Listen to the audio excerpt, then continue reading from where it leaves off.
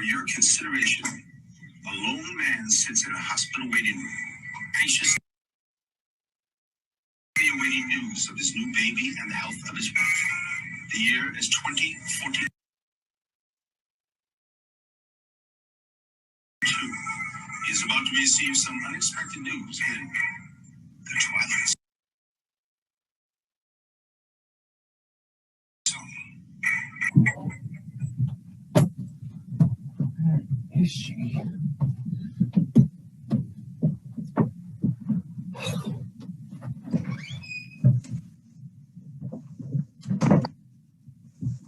Oh, Doc. So? Yes? The news. How is she, Doc? Fine, Mr. Squirm. Your wife is resting well. Oh, great. So great to hear. C-sections are all news these days, Mr. Squirm. Please, Doctor, call me Jeffrey. Yes, of course, Jeffrey. She is sleeping right now, but you can see her soon.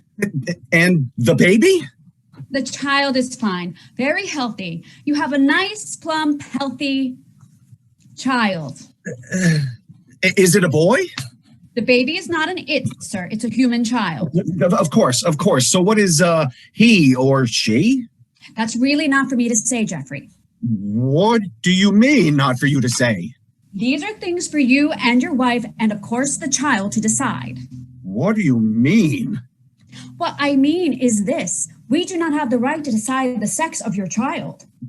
What do you mean? That would be assignation. Assignation? Mr. Squirm, where have you been? It's 2042. Assigning a child to one sexual identity or another at birth has been against the law for the past 15 years. I mean, I've heard of that, but come on. Heard of Parker versus Parrish? That case was settled in court years ago. Okay, let me get this straight. You can't tell me if I have a boy or a girl? Precisely. It would be against the law. I could lose my license. Well, okay then, can you tell me if... You'll have to make that call on your own. If I phrase the question a wee bit differently, would that be okay? You can try, I suppose. Okay, is it an innie or an outie? Excuse me? Oh, a plug-in or a wall socket? Huh? Oh, for crying out loud, Doc, is it a penis or a vagina? Oh, that I can tell you. It was most assuredly a penis. Oh, yeah! Yippee! A boy, a baby boy! Oh, thank you, doctor. I don't know. Not so fast. A baby boy. I'm so excited. Understandable. Just don't get carried away. After all, we are not really sure you have a boy. What do you mean? I mean exactly that. It is too soon to tell. But you just said he has a penis. Yes, the baby does have an appendage between the legs, but that means nothing as, and I'm afraid I must refer again to Parker versus Parrish, until you, your wife, and the child make the decision. The decision? The decision. We have all seen the societal dangers of raising children to believe that they are one gender over the other. The first thing you know, you'll be dressing this child all in blue, buying the child toy guns and baseballs. Does anybody still play that old game? And whatnot.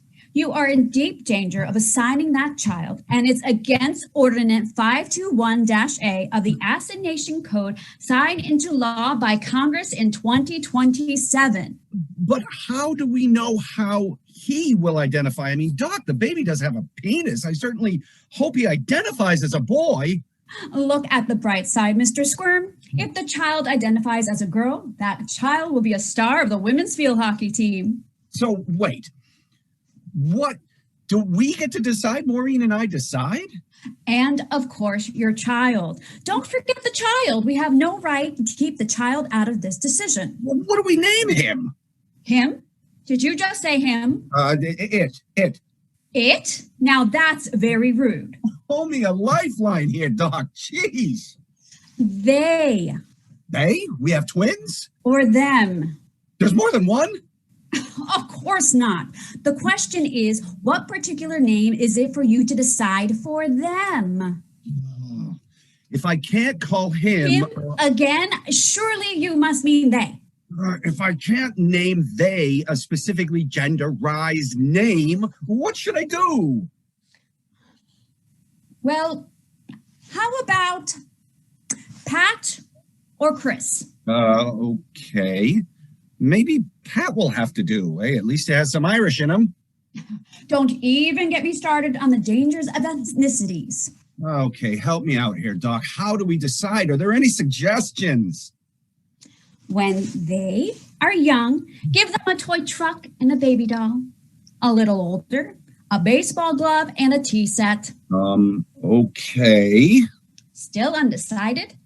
A bit older, I suggest a poster of the Sports Illustrated swimsuit cover and a poster of a young Brad Pitt. Offer a dress and an army jacket. See what they reach for. So until that decision is made, how do we raise Pat? Of course, you could always just wait for the age of reason. Oh, well, that's a hell of a long time to wait, Doc. Oh, not to worry. Those 5 years will just fly by.